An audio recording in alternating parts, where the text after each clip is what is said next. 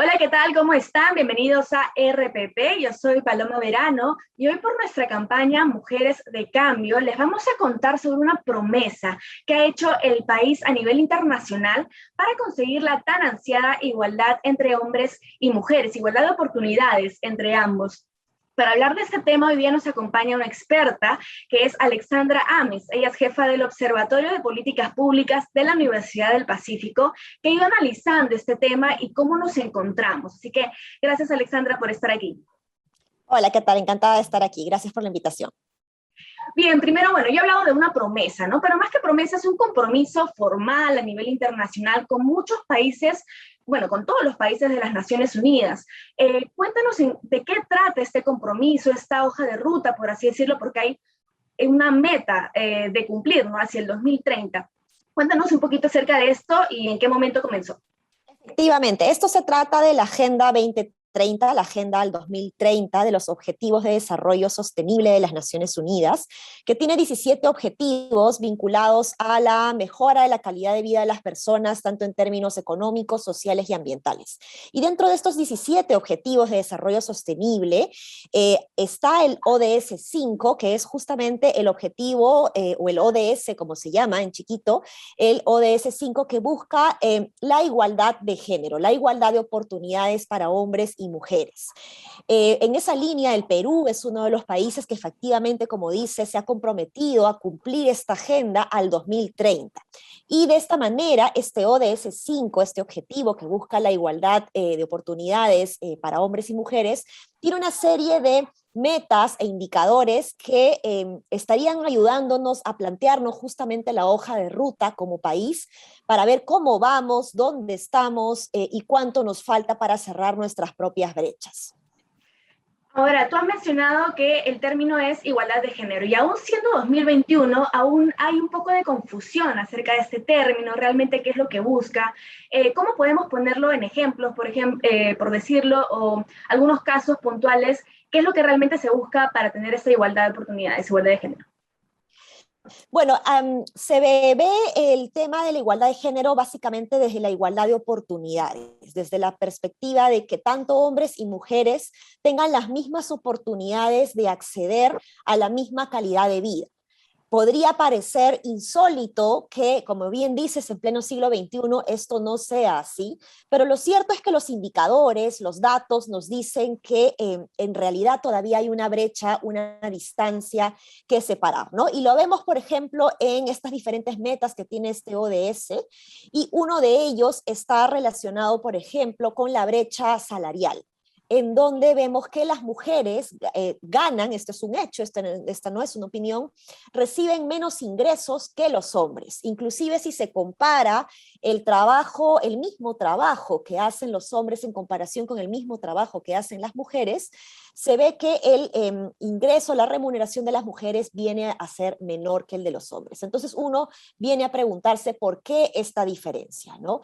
Entonces la idea es justamente entregar desde que son niños y niñas ciertas políticas desde la educación que permitan que ambos puedan asegurarse el planteamiento de metas, de sueños y alcanzar su máximo potencial.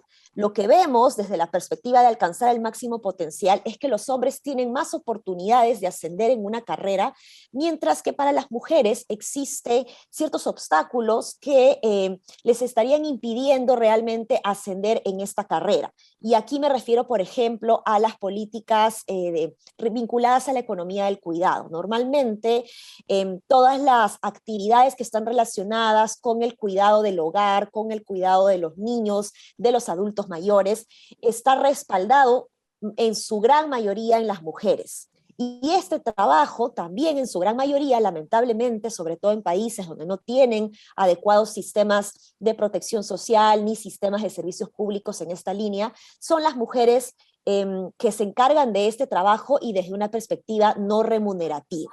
Entonces ahí empieza justamente una brecha y existe situaciones de violencia, tanto violencia física, psicológica, como violencia económica, por ejemplo, en donde los hombres, las parejas de las mujeres tienden a ejercer cierto poder sobre las mujeres. Entonces, este ODS 5 identifica también justamente cómo vamos respecto a la violencia hacia la mujer, cuál es la situación respecto a la violencia psicológica, la violencia económica, financiera, que también es importante de mirar. En el Perú, por ejemplo, el 10% de las mujeres en el Perú han sido maltratadas, violentadas físicamente por sus parejas el último año.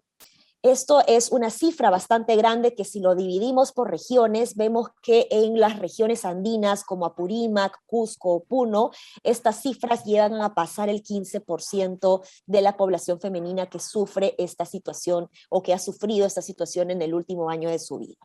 Entonces, esto definitivamente está truncando el bienestar, la calidad de vida de las propias mujeres que viven esta situación de violencia, y esto además se da en un entorno en donde los niños, las niñas que están creciendo, que están bajo el cuidado de esta mujer violentada, tampoco pueden pues crecer sanamente.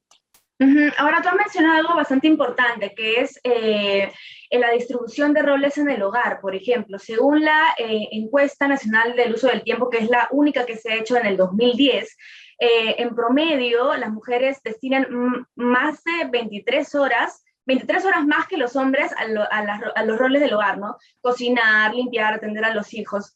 Esta diferencia es bastante grande, y si bien hasta el 2021 no hay una nueva encuesta, también lo hemos podido ver en la pandemia, por ejemplo, que se evidenciaron aún más cuando se mezclaban el trabajo de oficina ahora que era en la casa, el cuidado de los hijos.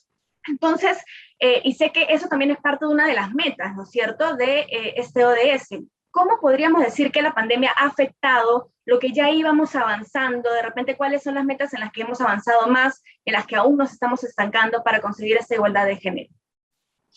De alguna manera, y esto es algo que suele ser bastante incómodo para las mujeres que logran alcanzar ciertos roles protagónicos en la vida laboral, que llegan a alcanzar puestos gerenciales. Lo cierto es que estas mujeres logran esa situación, esa posición, gracias al apoyo de otras mujeres, que pueden ser o sus madres, ¿no?, las abuelas, que son las que se quedan en casa cuidando a los niños, o la capacidad de estas mujeres de pagar a una persona que cuide a los niños para hacer las tareas del hogar. Entonces, cuando se da la pandemia y se da el confinamiento social, estas personas, estas trabajadoras del hogar, cuidadoras, que se encargaban de asumir estos roles, ya no lo podían hacer físicamente. Y el nivel educativo de estas personas tampoco alcanzaba o daba la posibilidad de que puedan promover justamente o apoyar en las tareas escolares de los niños desde la educación virtual.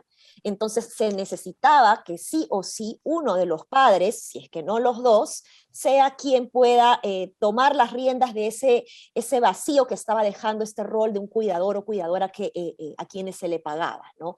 Entonces esto evidentemente acrecienta el rol para las mujeres, porque normalmente dentro de la realidad que tenemos, los hombres, al tener mayores puestos gerenciales o mayor oportunidades de tener puestos gerenciales, dedican más horas a sus trabajos, tienen una remuneración más alta, y por lo tanto consideran que son ellos los que se deben enfocar al 100% en su trabajo, mientras que a las mujeres se les exige de alguna manera que puedan flexibilizarse más, ¿no?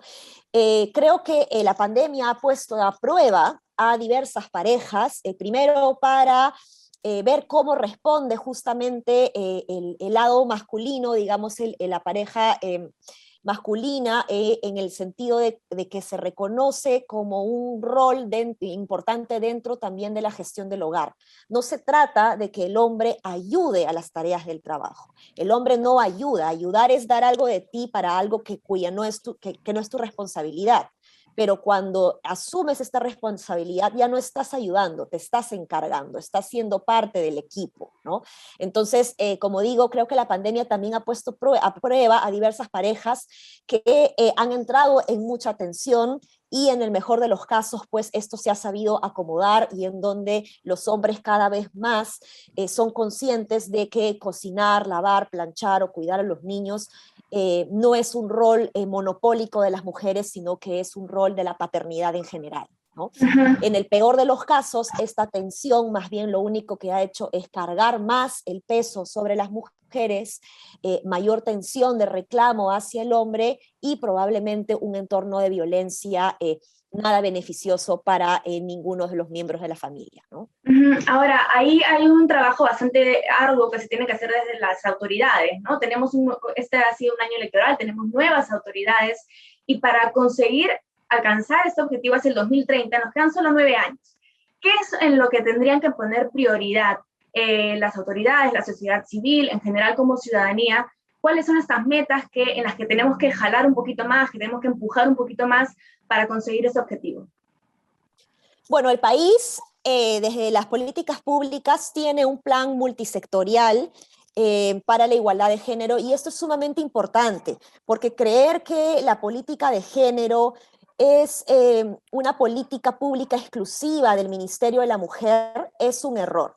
Si bien el Ministerio de la Mujer tiene la rectoría sobre esta política pública, debemos entender que el rol de la mujer no debe estar arrinconado, por así decirlo, en un solo ministerio, sino que es transversal a todos los sectores. En esa línea es importante entender, por ejemplo, que desde la perspectiva educativa hace falta incluir un enfoque de género en la política educativa para asegurar que las niñas, por ejemplo, que son quienes más están abandonando la escuela, puedan tener mayores oportunidades para terminar la escolaridad. Desde la perspectiva del Ministerio de Salud, por ejemplo, las políticas sanitarias, entender que las mujeres terminan siendo más perjudicadas en el acceso justamente a medicamentos o a salud sexual y reproductiva, ¿no? Vemos que, por ejemplo, el embarazo adolescente es un problema real en el Perú, en donde las niñas de 15 a 19 años de edad, de este grupo de 15 a 19 años de edad, un 13% de estas niñas adolescentes están ya embarazadas o ya son madres. Esto, si lo llevamos al campo de la ruralidad o al campo de la Amazonía, crece mucho más. En Loreto, por ejemplo, esto sube al 30%, en donde tenemos que 1 de cada 3 mujeres adolescentes están embarazadas o ya son madres. Entonces, creo que el primer paso es tomar en cuenta que tenemos un plan multisectorial, entender esta problemática desde la perspectiva de todos los ministerios, y cada uno de los ministerios tienen mucho que ahondar y que profundizar en las políticas de género para promover esta igualdad. Y en primera instancia, una vez que se reconoce esta transversalidad de este enfoque, identificar estos indicadores que nosotros hemos sacado desde el Observatorio de Políticas Públicas, dar a conocer estos indicadores. Esta es la realidad que tenemos hoy, esta es la foto de hoy, y qué podemos hacer para cerrarlas, ¿no? Entonces, desde la perspectiva educativa, si vemos que justamente son las niñas las que están abandonando más la escuela en comparación con los niños, entonces tenemos que desarrollar estrategias específicas para seguir atrayendo o apoyar a las niñas para que continúen en la escuela. Si vemos, por ejemplo, que las mujeres están teniendo menos ingresos que los hombres para tareas que inclusive son similares, entonces tenemos que impulsar alguna normativa que asegure esta igualdad de remuneración o asegurar, si es que las mujeres no tienen el nivel remunerativo en promedio que los hombres porque no están tan capacitadas como los hombres, promover justamente políticas de capacitación y especialización para que las mujeres puedan ascender en su carrera e ir creciendo cada vez más desde la perspectiva laboral. Pero nada de lo que estoy diciendo se va a poder hacer si es que no se cumple con una política que es crucial, que es la política del rompimiento de los estereotipos de género. Si es que todavía tenemos autoridades que creen que las mujeres solo sirven para cocinar, nada vamos a lograr realmente al alcanzar las políticas de igualdad de oportunidades para todos y todas, ¿no? Claro, ahí también hay una capacitación tanto a nivel de autoridades, de mandos medios y de la propia ciudadanía también. Así es, a veces se dice, por ejemplo, que las cuotas de género son una tontería, pero yo te doy un dato adicional. Si tú ves todas las alcaldías de Perú y te preguntas cuántas del total de las alcaldías de Perú están llenas de mujeres, la respuesta es solamente el 4%. Solo el 4% del total de alcaldías del Perú está liderada por mujeres. Pero si te preguntas ¿cuáles del total de regidores y regidoras que existen a nivel de los gobiernos locales, provinciales y distritales, cuántos de estos puestos de regidores y regidoras están copados por mujeres? El 29.9%, es decir, el 30%. ¿Y cuál es la cuota justamente de los concejales mujeres? 30%. Entonces, de alguna manera te está diciendo que sirve la cuota para llenarse de mujeres y romper esta idea en donde solamente son los hombres los que pueden asumir cargos directivos y poco a poco ir rompiendo este paradigma. Estas cuotas de género son importantes para cumplir un fin, que es romper justamente este estereotipo y empezar a ver que las mujeres también pueden liderar en cargos políticos. Una vez que hemos eliminado este estereotipo, ya la ley no es necesaria. Perfecto, Alexandra, muchísimas gracias. Lamentablemente el tiempo se nos ha quedado cortísimo, así que recuerden a todos los que nos están viendo, si quieren saber más de estos temas, pueden entrar a www.mujeresdecambio.pe y enterarse de muchísimas más noticias. Yo soy Paloma Verano y nos vemos en el próximo Facebook Live. Gracias por conectarse. Mujeres de Cambio es organizado por RPP,